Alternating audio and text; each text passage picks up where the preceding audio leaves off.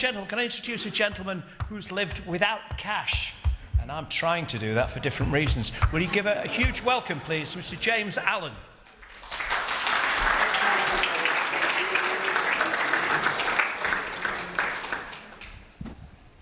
Keep clapping, he's not quite here yet. Have a seat. I think he was milking that, to be honest. Right. First of all, James, welcome. A couple of obvious questions just to set the scene. Just tell me about your background when you started this cashless society of yours. All right. I, like all good ideas, this started in a pub. It was talking to friends about sort of what the royal family means to Britain these days, and I must say I'm actually a royalist as well, before this sounds really, really bad. And we were just talking about whether, like, the biggest thing that the sort of Queen is recognised for in Britain is her face on the back of our currency.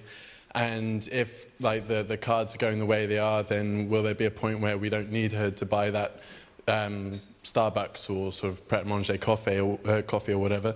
And it must have been quite a drunken conversation, because I could have sworn I was betting my friend that he couldn't live without cash for an entire year. In the morning, the bet was in my name, and I haven't looked back since.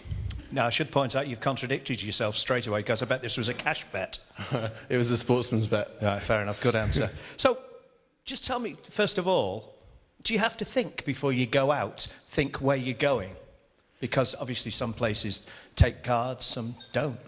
I did for a while. Like, it was, I used to sort of spend as many nights as I could outside of my house. I used to live with the most arrogant sons of bitches. It was terrible. They're here tonight. Yeah. A reunion, wonderful. And so I basically tried to do my best to make the most out of this city and be out as many nights as I could in a row. But it also meant that it got to the end of my working day and I'd just figure out then what I was going to do with my night. Whereas as soon as I stopped using cash for I'd say a good 3 or 4 months after starting, it was a question of on the weekend I'd actually have to plan my entire week before going off and doing whatever I wanted to do, just to make sure there weren't any embarrassing situations. Like, one of the biggest problems I've ever had is trying to get into a club that there's a cash fare on the door and it's a Neanderthal bouncer trying to stop people getting in, especially boys, and especially boys on their own, who are stood just behind a big group of girls that look like they're having a great night, and they all get let in for free. So it was, that's always been an uphill struggle. You want to try that in Liverpool?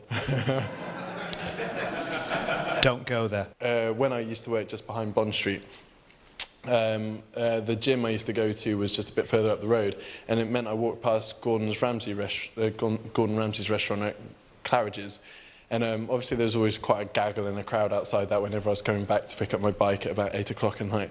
And I'll never forget, there was one night I was walking past and there was a guy and a girl stood outside having a cigarette after the smoking ban had come into place. And all I heard was the girl say, "So you never use 10s?" And the guy said, no, only ever 20s or higher. I was like, oh, weird, slow down, I just want to hear the rest of this conversation.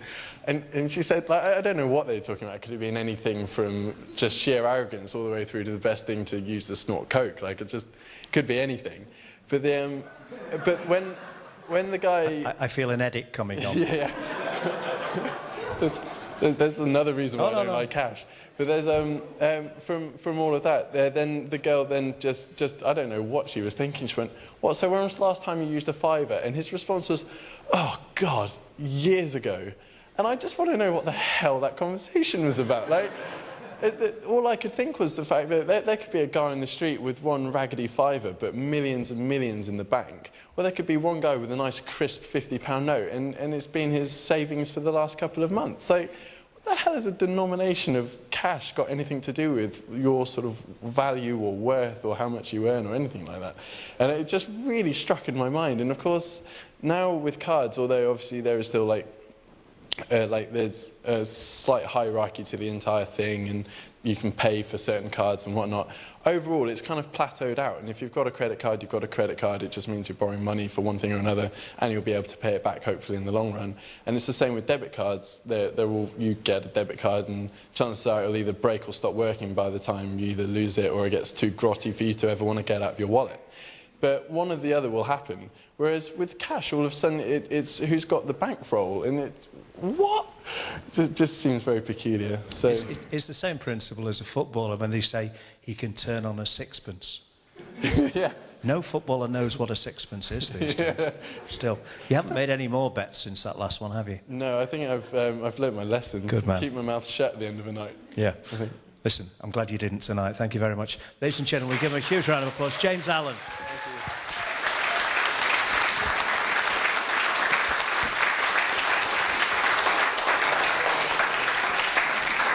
I hope you didn't pay cash for those socks.